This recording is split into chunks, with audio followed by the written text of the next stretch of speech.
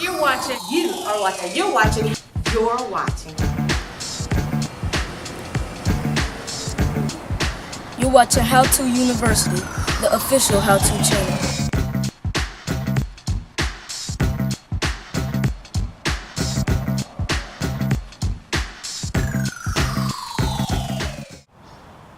Today on How To University, I'm going to show you how you can use your Android cell phone as a security camera. So let's go. Okay, let's get started.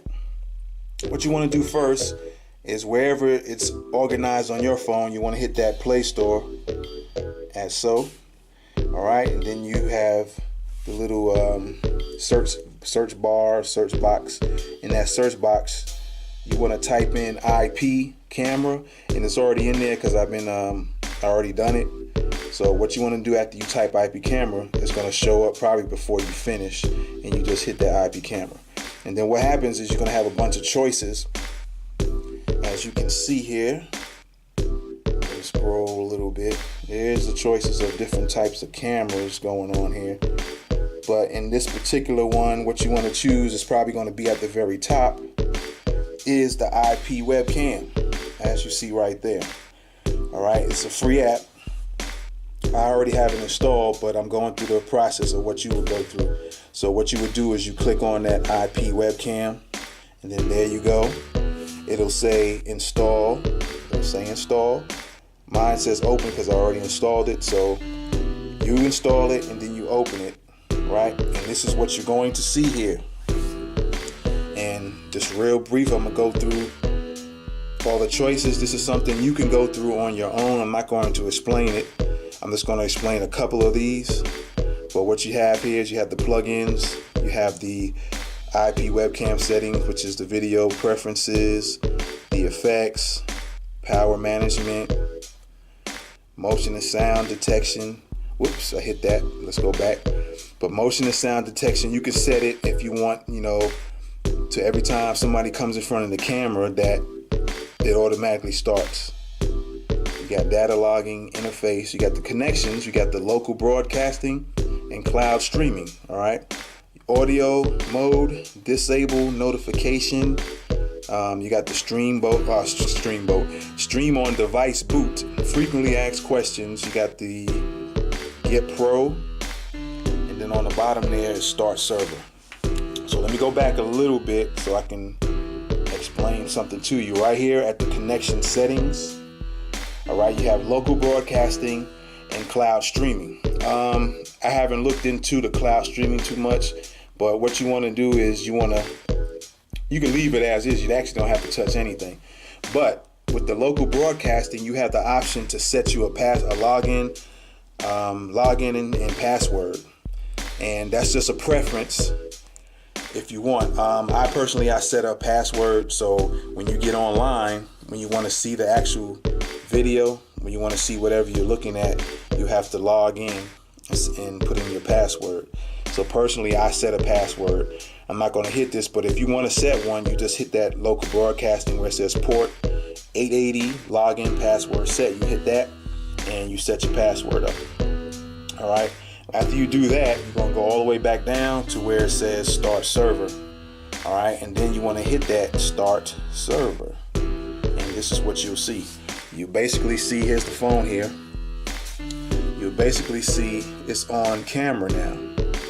On this thing here says, how do I connect? I guess if you want to get details on how to do it, you'll hit that. It'll tell you, and then the actions will give you information. But basically, you'll see up top here, the first group, right there, where it says the IPv4 HTTP with the dot or semicolon or colon, I think that is, with the 2 slashes. Then you have 192.0.0.4 with the colons, I think that's what they are. And then you have 8080. Well, that is what you're going to type in on your laptop or iPad or whatever you're going to use to get on the internet. Okay? And let me explain something further in regards to that, in regards to this phone and seeing the video on internet. It is very important that your cell phone and whatever you're going to use, whether it's your iPad, your laptop, or what have you, it's important that you put this on Wi-Fi, just your phone on Wi-Fi, and both your phone and whatever device you're going to use, again, whether it's a laptop, an iPad, or even probably another cell phone, that you use the same Wi-Fi, I guess it's an address or whatever you call it. So let me go back and explain that and show you what I'm talking about here. Okay, because you're gonna have to go to settings, right?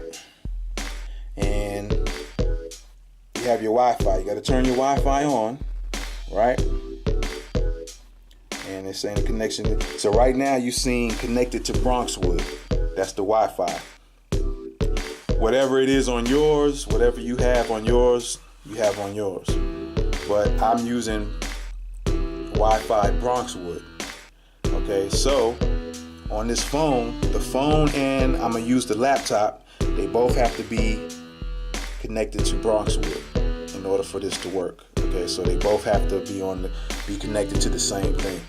Okay, so keep that in mind. So we'll go back. I'm gonna go back to that, and there we go. Now, for some reason, I don't know, the address changes, and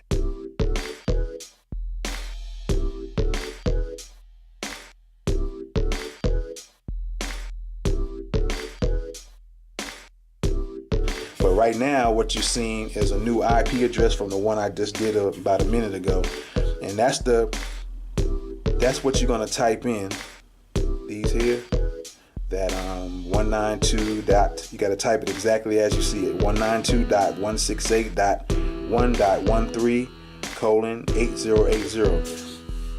Okay, you gotta put that same address in your browser, just like if you was looking up a website, you might type in howtouniversity.net. The same thing. You add these numbers. This numbers is the address. Okay, so let's go and let me show you how that works. Okay, I'm at the laptop now, and remember I told you that you had to type in those numbers as the web address, so we're going to go ahead and type that in, and it was saying 192 and it had dot 168 dot 1.13, and then you have that colon sign 808. Whoops, let me see here. We got it. Yep, 80. All right. So I'm gonna hit enter, and I'm gonna zoom out so you can see what it's looking like. And there we have it. Now, remember I told you earlier that I set on the phone that a password had to be set, right? So right here, the box will tell you before you can go any further, it's going to say your connection to the site is not, it says not private, but it says requires a user name and password. All right, so the username and password. Right now, I'm just going to dip the camera down just a slight bit here so I can put that information in, and then you can see what's going on after that.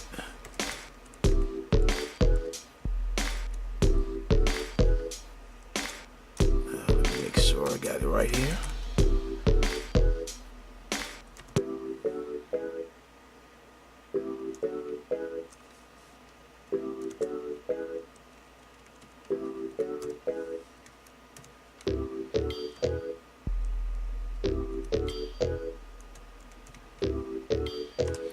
Alrighty, and once I entered it in, this is what you're gonna see here.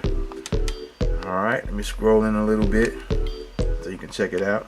That's basically what your screen is gonna look like, okay? And you look up here at the top. Let me zoom in. You look up here at the top here. It's saying video renderer, audio player, and the video render you have the no video, Flash, browser, Java, JavaScript, full screen. And then you have an audio player, no audio, Flash, HTML5 Wave, HTML5 Opus or Opus, and then Y the tag. That audio player section, I'm not going to worry about that. I'm just worrying about the top. And what you want to do is hit JavaScript, okay? And boom. Now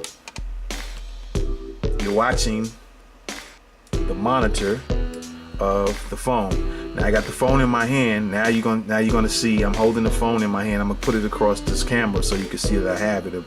So you have the phone right here, okay? That's the video camera. And you're looking at the laptop, and whatever my phone is seeing, you are seeing on the laptop. All right. So let me go. I'm gonna put this phone to the window so you can just see the cars go by, and you can see it on, like I said, on the laptop here. There you go. I'm gonna go to the. I'm gonna put this to the window. Okay.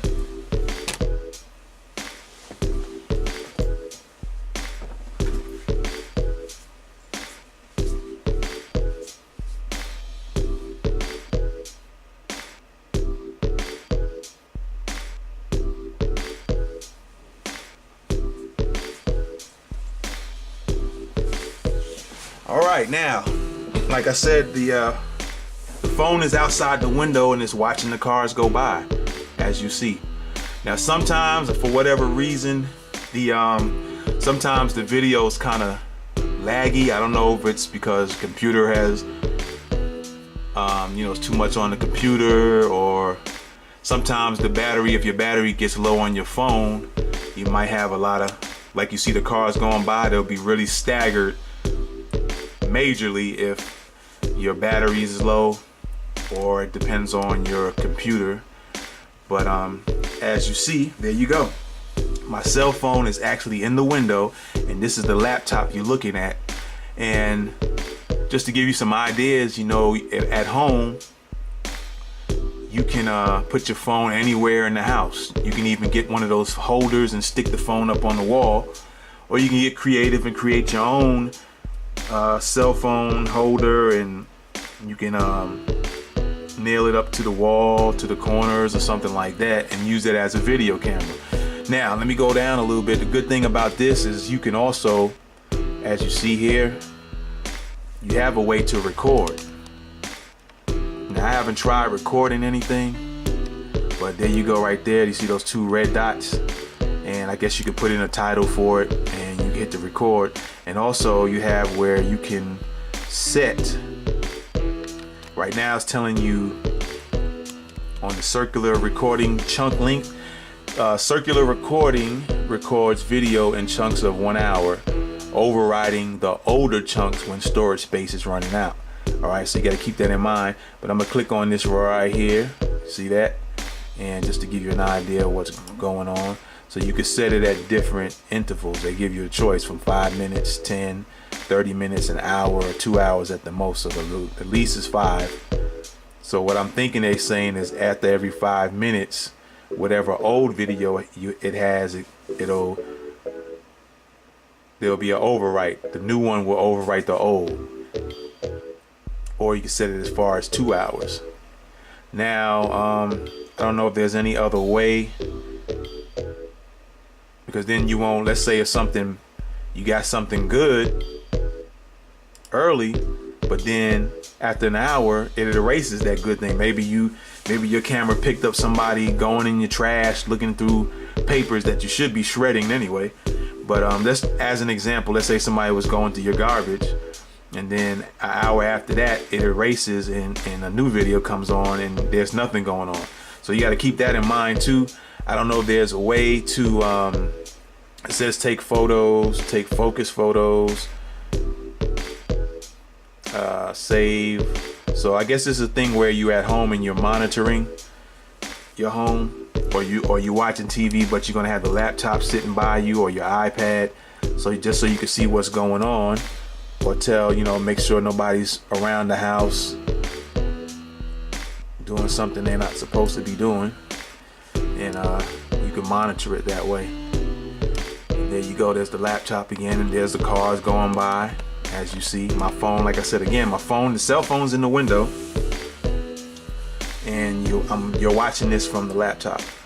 So that is a way you can use your cell phone as a security camera without having to buy a security camera. All right, so remember the processes. Again, you go to the Play Store, you type in IP camera, and the first choice on top is the IP webcam. You click on that app, it's free. You install it, open it up, go through the different features in there, play with them, see what you like, what you don't like, right? And if you want to set a password, depending on how you feel on security or how you feel on convenience, those are the main two words. The main two words is security or convenience. Do you want things more convenient? If you want it to be convenient, don't set any password. You just go all the way down to start server.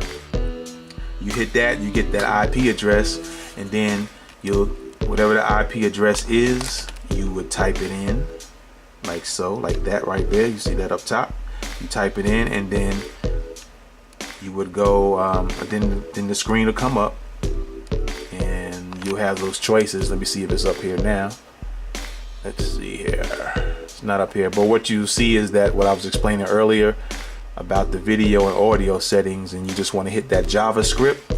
And once you hit JavaScript, this screen right here of the actual video from your phone will be displayed, and then you can just watch what's going on. Just another idea, you can have the phone sitting out. If you, let's say you have a pool and you have some kids and you're just going to sit inside and chill out, you can set the phone up to be watching the pool, so you can, have your laptop or your iPad sitting right there, and you can watch what's going on at the pool. If you're up at night reading or watching TV and you're not sleepy, you have your phone out, however you want to set it up, in your back window, front window, side, whatever you feel you need to watch, just set it up, set your phone up wherever, and while you're watching TV, just periodically peep at your screen, or set it up to where you can see the TV and the screen. All right, so those are just a couple of ideas of how you can use this your phone. All right, so I hope this helped a lot of you. Let me tell you one more thing in regards to that. Now, if you had several phones, let's say you have some more cell phones, okay, I haven't figured out how you can use the same IP address, but what you can do is just open up another window, right? Oh, there they go, right here, where the phone must be. And that's what I was going to tell you. If your phone goes out for any reason, this is what'll happen. This will show up on the screen. I'm glad that it did this, actually. This is what you'll see if your phone happens for whatever purpose, whatever reason. Maybe the connection is bad, maybe your phone battery is low, and a lot of times when the phone battery is low, it'll kind of stop. So you got to have your phone on charge. Some phones, the batteries go out pretty quick. Some phones, if it's a decent phone or a fairly newer phone, you won't probably have that problem. Or you could just have it plugged up and set to where whatever window or whatever location you want, and you probably won't have the problem as well. But I was going to say is also, if you had several other phones, let's say you had an old phone that you don't use anymore, you can do the same thing. You can get the app on, put the app on that phone. Google will probably, the Play Store will probably ask you to put back in your information on that old phone, as far as the email address and your password, in order for the store to open up to get the app. But then what you're going to do is, I point this right up here. What you can do is, with that other phone, you set that phone up and you just open you another window, right? And then you do the same thing. Right up here, you just put in that new IP address, and you'll have two screens. You have the first screen, right? You have the first screen with one phone, and then another screen with another phone. And you can just keep on going. You can keep adding windows, depending on how many phones you have. That's just an option. I haven't figured out a way, if there is a way, I haven't figured out a way to where you can use several phones just on one screen. But The next video I do, I'm going to show you a possible way to do that. Not with this app, but with another app. But for right now, I hope this helps a lot of you guys if you're interested in having a little security, at least while you're at home. I hope this is a good option for you, and I hope this helps you out. And I thank you again for watching How To University. So stay tuned for the new video coming up soon.